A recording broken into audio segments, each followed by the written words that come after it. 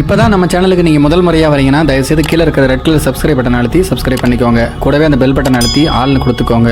அப்போ தான் நம்ம போடுற வீடியோ உங்களுக்கு தினமும் கிடைக்கும். சரி வாங்க இப்போ நம்ம வீடியோக்குள்ளே போகலாம். மனைவியை நண்பர்களுக்கு விருந்தாக்க முயன்ற காதல் மன்னன் அதிரடியாக கைது செய்யப்பட்டுள்ளார். அவரிடமிருந்து 17 வயது சிறுமியும் தற்போது மீட்கப்பட்டுள்ளார். சென்னை கொளத்தூர் வெங்கடேஸ்வர நகரில் வசித்து வந்த இளம்பெண் ஒருவருக்கும் பாரதி நகர் ஏபிசி காலனியை சேர்ந்த 22 வயதான லவ்லி கணேஷ் என்பவருக்கும் கடந்த 2017ஆம் ஆண்டு முதல் முகநூலில் பழக்கம் ஏற்பட்டது. இந்த பழக்கம் நாளடைவில் காதலாகவும் மாறியது. இந்த நிலைமையில்தான் 2 பேரும் திருமணம் செய்ய முடிவு செய்தனர். கடந்த மாதம் 5ஆம் தேதி ஆள் நடமாட்டம் இல்லாத இடத்தில் கணேஷ் இளம்பெண்ணினுடைய கழுத்தில் தாலியை கட்டி குடும்பம் நடத்த தொடங்கியிருக்கிறார். இதற்கிடையில் மகளை காணாத பெற்றோர் பல்வேறு இடங்களில் தேடி பார்த்திருக்கிறார்கள். எங்கே தேடியும் கண்டுபிடிக்க முடியாததால் வில்லிவாக்கம் காவல் நிலையத்தில் புகார் கொடுத்தனர். போலீசாரும் வழக்கு பதிவு செய்து தேடி வந்தனர்.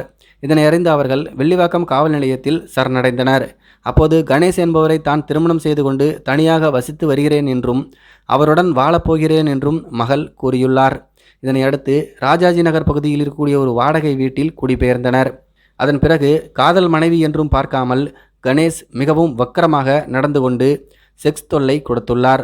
17 வயது இளம்பெண் ஒருவரை வீட்டுக்கு அழைத்து வந்து மனைவியின் கண் எதிரிலேயே உல்லாசமாக இருந்துள்ளார். தன்னுடைய நண்பர்களையும் வீட்டுக்கு அழைத்து சென்று மனைவிக்கு கூட்டு பாலியல் தொல்லையும் கொடுத்துள்ளார். கணவருடைய செக்ஸ் தொல்லை எல்லை மீறி போனதால் அவருடைய பிடியிலிருந்து தப்பி வில்லிவாக்கம் அனைத்து மகளிர் போலீஸ் நிலையத்தில் காதல் கணவனான கணேஷ் மீது இளம்பெண் பரபரப்பான புகார் ஒன்றை அளித்துள்ளார். அதில் அதிர்ச்சி அளிக்கும் வகையில் பல்வேறு திடுக்கிடும் தகவல்களை தெரிவித்துள்ளார். என்னுடைய பெற்றோரின் சம்மதம் இன்றி திருமணம் செய்து கொண்டேன். நான் அணிந்திருந்த 1.5 சவரன் செயின், 1/2 சவரன் மோதிரத்தை அடகு வைத்து முன்பணம் செலுத்தி கடந்த 23ஆம் தேதி அன்று வில்லிவாக்கம் ராஜேஷ் நகரில் வாடகைக்கு குடியேறினோம்.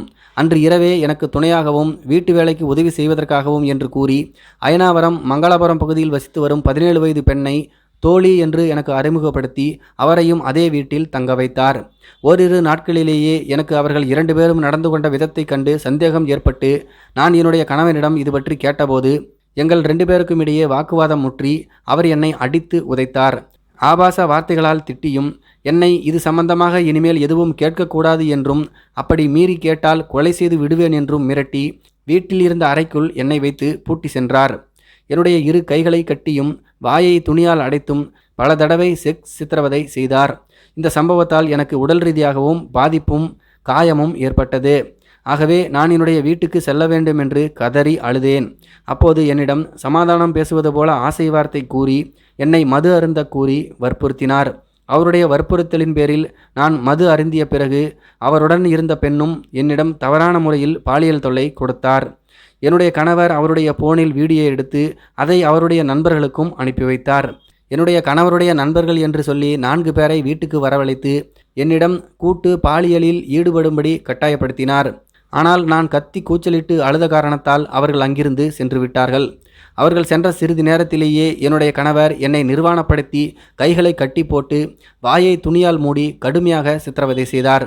நீ என்னுடைய 11வது மனைவி என்றும் அது மட்டும் இல்லாமல் என்னை படம் பிடித்தது போல பல கல்யாணமான பெண்களின் அந்தரங்க வீடியோவை என்னிடம் காட்டி எனக்கு மன ரீதியான பாதிப்பை ஏற்படுத்தினார். என்னுடைய வீட்டின் உரிமையாளரிடம் இது பற்றி நான் கூறியதால் அவருடைய உதவியுடன் நான் அங்கிருந்து தப்பித்து என்னுடைய பெற்றோர் வீட்டுக்கு சென்று நடந்ததையெல்லாம் கூறினேன். என்னுடைய கணவன் மற்றும் இந்த சம்பவத்தில் தொடர்புடைய அனைத்து நபர்கள் மீதும் நடவடிக்கை எடுக்க கேட்டுக்கொள்கிறேன் என்று அந்த புகார் மனுவில் அந்த பெண் கூறியிருந்தார். இதனை அடுத்து கணேஷ் கைது செய்யப்பட்டு தற்போது விசாரணை நடந்து வருகிறது. இதை பற்றி உங்களுடைய கருத்துக்கள் என்ன அப்படிங்கிறது கீழே இருக்கிற கமெண்ட்ஸில் தெரியப்படுத்துங்க. மேலும் இது போன்ற வீடியோக்களை பார்க்க நம்முடைய சேனலை சப்ஸ்கிரைப் பண்ணிக்கோங்க. நன்றி, வணக்கம்.